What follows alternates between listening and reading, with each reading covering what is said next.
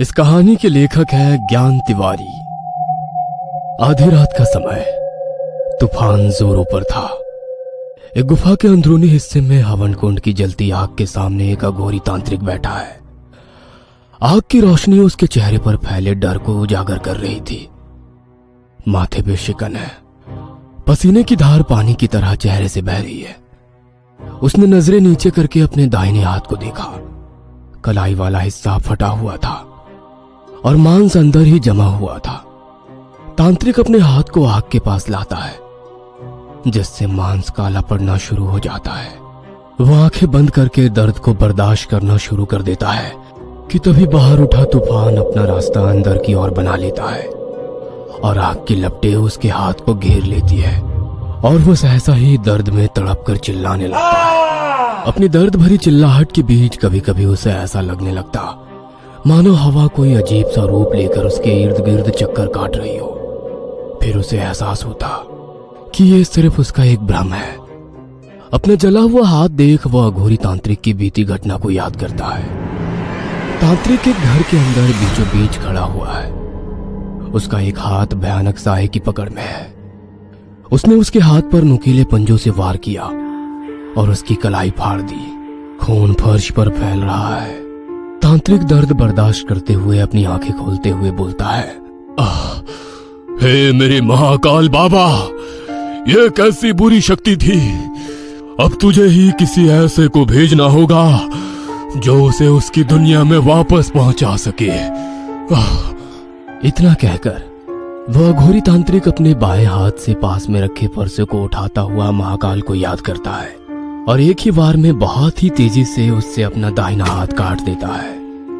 हाथ के अलग होते ही खून बारिश की तरह आग में गिरता है, जिससे आग और फैल जाती है और पूरी गुफा को घेर लेती है। और फिर तांत्रिक के जोर जोर से चिल्लाने की आवाजें आने लगती है।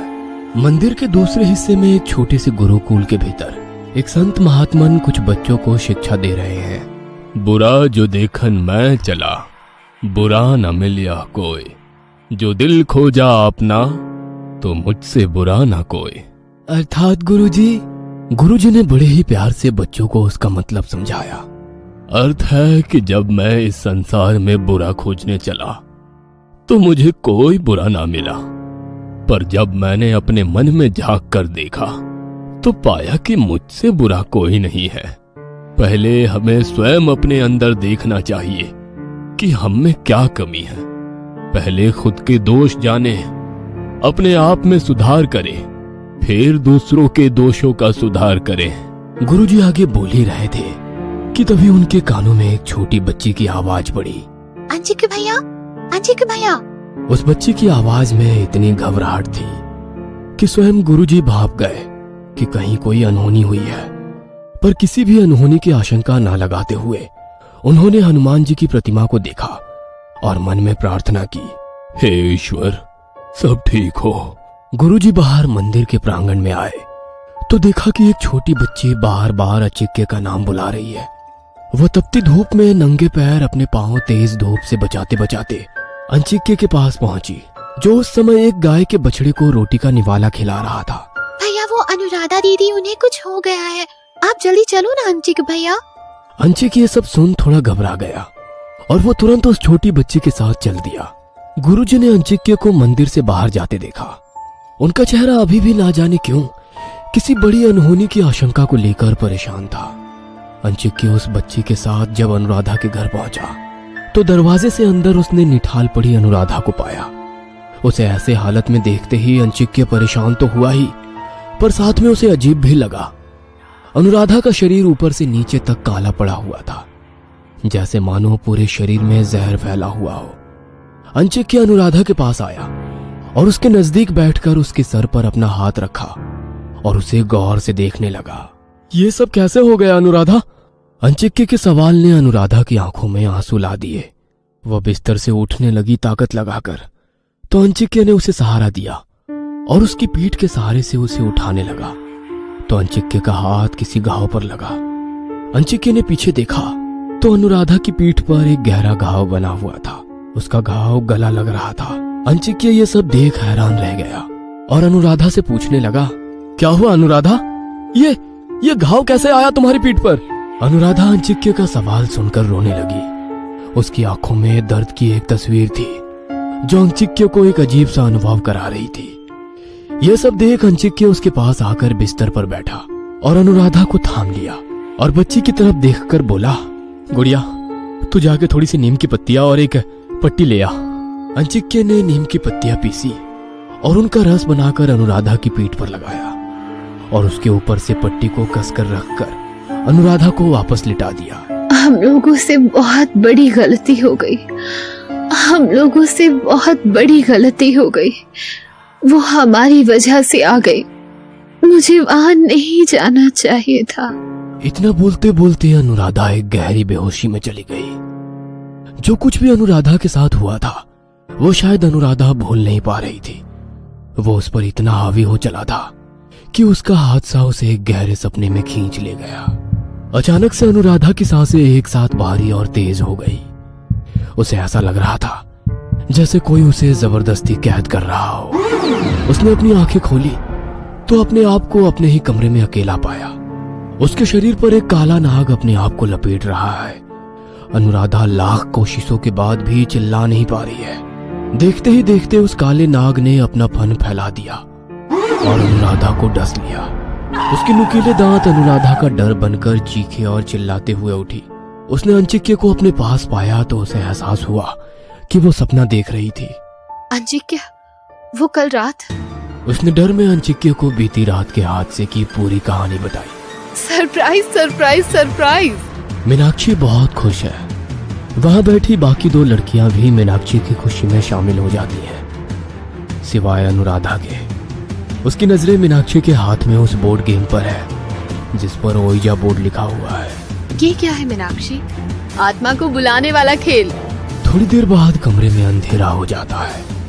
कमरे के ठीक बीच में एक राउंड टेबल है जिसके आसपास 4 कुर्सियां लगी हुई है और चारों दोस्त एक एक करके उस बोर्ड को देख रही हैं।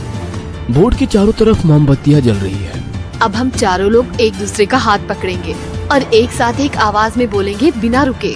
लकड़ी से बने उस ओइजा बोर्ड पर कुछ शब्द अंकित है जो एक सर्कल के इर्द गिर्द बने हुए हैं, मानो वो शब्द उस बोर्ड गेम पर बुने हुए थे। चारों लड़कियां एक साथ बोलना शुरू करती है।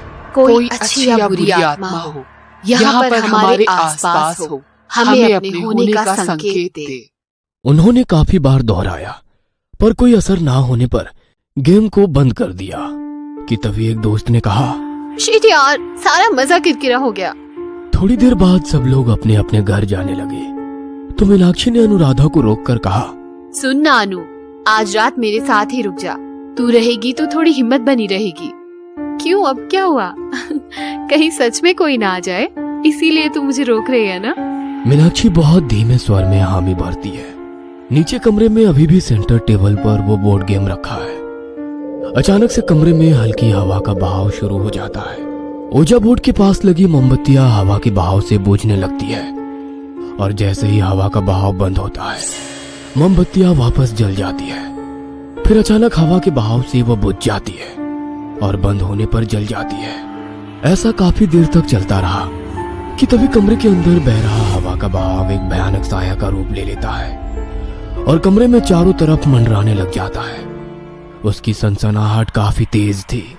अनुराधा और मीनाक्षी कमरे में सो रहे थे कि तभी ऊपर का सीलिंग फैन जो काफी तेज स्पीड में चल रहा था वह टूटकर नीचे गिरता है तेज आवाज के साथ। जैसे वो गिरा उसकी आवाज के साथ मीनाक्षी की आंख खुल गई और इससे पहले कि हादसा होता मीनाक्षी ने अनुराधा को लात मार के नीचे गिरा दिया और खुद दूसरी तरफ गिर गई। पंखा टूटकर बेड पर गिरा।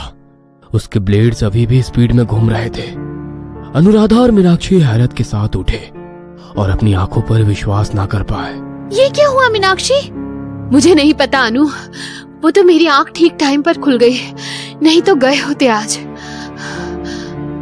दोनों अंदर ही अंदर खौफ से भर गए, बेबस एक दूसरे को ताके जा रहे थे कि तभी उनके कानों में नीचे कमरे से किसी के चिल्लाने की आवाज आने लगी। कोई बहुत जोर से भाग भाग चिल्ला रहा था। वो दोनों तुरंत नीचे की तरफ भागे। अनुराधा और मीनाक्षी भागते हुए नीचे आए तो सीढ़ियों के पास ही रुक गए। नजारा देखकर तो उनकी सांसें ही हलक में अटक गई। नीचे हॉल में खूब सारे कौवे जमा हो गए थे और उनकी काव काव के बीच एक तांत्रिक न जाने कहां से आ गया था और डंडे से उन्हें भगाने में लगा था। भाग जा यहाँ से, मैंने कहा भाग जा यहाँ से। तांत्रिक अपने दोनों हाथ ऊपर उठाकर आवाज में जोर लगाकर चिल्लाने लगा तो कौवे भी जोर से काव काव करने लगे और उस पर झपटने लगे, अपनी चोट से उसके शरीर को खुरचने लगे। पर तांत्रिक उन्हें भगाने में लगा रहा। ऊपर से अनुराधा और मीनाक्षी ये सब देख रहे थे कि तभी मीनाक्षी तेज आवाज में चिल्लाई, कौन हो तुम और ये सब क्या तमाशा लगा रखा है तुमने? निकलो मेरे घर से अभी।